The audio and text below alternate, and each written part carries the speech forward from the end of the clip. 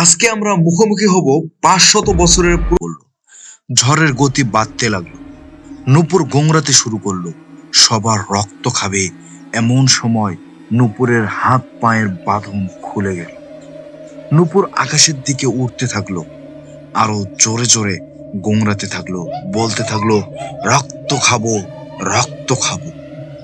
নীলম্বরের মেয়ের আত্মা 12 বছরের মেয়ে দেখলেই সেই মেয়ের মধ্যে ঢুকে পড়ে এবং নীলম্বর মনে করে সেই মেয়ে নীলম্বরের মেয়েই হচ্ছে কাঞ্চনমণি। নীলম্বর রাজা মনে করে যেহেতু কাঞ্চনমণিকে আমি পেয়েছি, সেজন্য নীলম্বর রাজা তার ওই মেয়েকে নিয়ে নীলদরিয়ার পানির নিচে নিয়ে যাওয়ার চেষ্টা করে। এখানে নূপুরের মধ্যে নীলম্বরের মেয়ের আত্মা যখন ঢুকে পড়ে, তখন নীলম্বর মনে করেছিল এই নূপুরই মনে হচ্ছে আমার কাঞ্চনমণি। কাঞ্চনমণি মনে করে নীলম্বর রাজা নূপুরকে পানির নিচে নিয়ে আল্লাহ হাফেজ।